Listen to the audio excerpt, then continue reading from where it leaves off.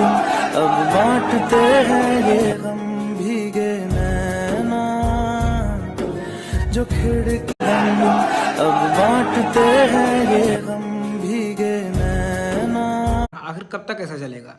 हर बार exam कैसे fail हो रहा है? कभी पेपर लीक हो जा रहे हैं, कभी सेंटर नहीं मिल रहा है, कभी सिस्टम मिरर हो जा रहा है। ये सिस्टम मिरर नहीं है, ये दिमाग की एरर है, ये नियत की एरर है। ठीक है ना? बच्चों के सेंटर 1,000 किलोमीटर दूर पड़ रहे हैं और उनका एग्जाम नहीं हो रहा, कहीं माउस नहीं चल रहा, कहीं सिस्टम नहीं चल रहा, कहीं सर्वर उड़ गया है। आखिर कब तक ऐसा चलेगा?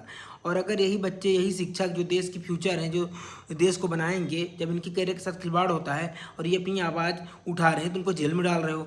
कोई आतंकवादी हैं, कोई दंगे कर रहे हैं, क्या कर रहे हैं? कर तो कुछ नहीं रहे, सिर्फ अपनी आवाज़ सरकार तक पहुंचाना चाहते हैं और सरकार क्या कर रही है? इन पर लाठीचार्ज कर रही है। इस तरह देश चलेगा?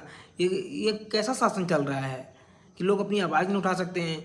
जिन लोग को आपको अंदर करना चाहिए उनको अंदर आप कर नहीं रहे हो, मासूम बच्चे और टीचरों को अंदर कर रहे हो। ऐसे थोड़ी ना चलेगा।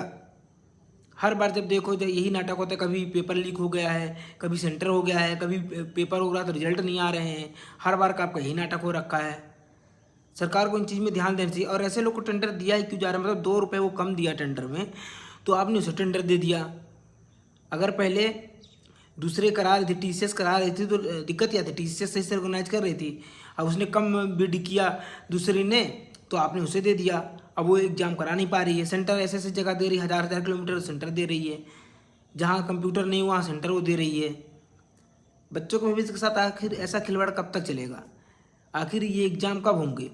मतलब बच्चे अपना टाइम इतना लगाते हैं, पैसा लगाते हैं, मिडिल क्लास फैमिली से आते हैं, गरीब आते हैं, बड़े आते हैं, अपने सपने लेके आते हैं, अपना टाइम देते हैं, अपने पैसा देते हैं। किस तरह से पैसा आता है आप लोग को तो पता नहीं होगा।